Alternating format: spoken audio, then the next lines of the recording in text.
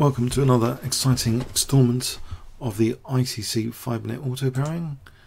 I'll just click 5-minute auto pairing. Right, let's see. The title players are on at the moment, so that's about 138. Quite a lot of title players are on. How quick to get a game? Oh, quite quick. Gherkin, a 2-3-7-7, quite a mighty opponent, it would seem. This Grünfeld is very, very popular. Let's try this line, sort of old, sort of Karpov Kasparov stuff. If it still works, if it's still any good. Let's play like Queen D2 or D5 or just F4. Let me just go for it with F4. I'll blunt this bishop. I took away that E5 square. Okay, he's giving me the D4 square. I don't think it's that bad necessarily, my position. I can play for bishop D4 or knight D4.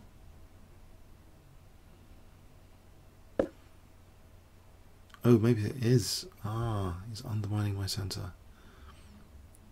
E takes the knight G3. Just to try and test that.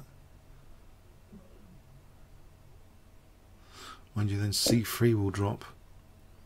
So I have just created a liability here. Anyway, C3 will drop. We'll get that bishop. Maybe Queen H5. Mind you, Queen D5, Knight F5, I get mated, it takes, Knight F5 on Knight E7, for Knight E7. He hasn't got time for Bishop C3 just then. But there's a problem here. Okay, maybe what he did play is a sort of double-edged move, I hope. I can play this now, sack the exchange there. That looks dangerous. On G7 diagonal. Takes. If Queen D5, Knight E7, the bishop, oh, is mating on here. Queen G4 looks, as long as the bishop's there. Mind you, Bishop D4 coming up. Bishop D4 could be dangerous. Actually, even if Rook F5, Queen G4, and then Queen G7. So maybe this is interesting. Okay. Right, so if I play Queen G4 check here, then there's like Rook AD1. Actually, I'm threatening check. Bishop E6, but he's on G2. I don't want to give him too much time. Actually, I've got Bishop E6. That could be useful.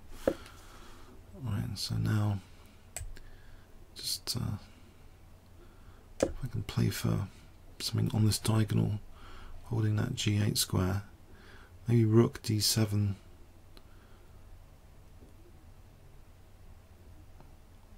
Let's see. Rook D4 is possible, but it isn't how you can ignore it. Rook D7, Bishop G5, Queen E5. Am I going to get him in time pressure here? His knight's a bit misplaced at the moment. He's controlling that G8. I don't really know how to get to his king here. It's good on controlling G8. I mean, my pieces seem aggressive, but how to actually proceed? Maybe Bishop G5, Queen E5. He's always on E1. That bishop's useful. Controlling E1 on Rook D7. What? Has he just resigned? I don't know why he's just resigned. Is it a terrible position? Let's have a look from an engine point of view here. The engine seems to like white. I don't even know why, to be honest. I don't know why he resigned in particular. I mean, what if, you know, Knight C6? Maybe, oh, I take on C4. Okay. And, you know, what if Rook F8? Queen H5. f5 or rook d7. Thinking bishop c6. We're going to take here. I guess he hasn't got a pleasant position, but I didn't expect a resign. Let's go back here. Quite amazing, a 2-3-7-7 just resigning. That very rarely happens to me. That's such a high rate player. Maybe he had to go, or it was a telephone call or something. I don't know. I can't really see it. F5, okay, I took. And now I played knight takes f5. That is a good move from an engine point of view. So if he took, I can play. Blimey. Apparently, I can play queen g4 check here. I was thinking here, and black's better off to rook f5, but actually, it seems queen g4 check, and if king here, rook takes here is actually a mate in 11. What am I threatening, I wonder? Oh, bishop d4, of course. Far too dangerous. As well as queen g7, so just bishop d4 here. Check. So let's go back. So this is a dangerous position. So queen g4 is like correct move.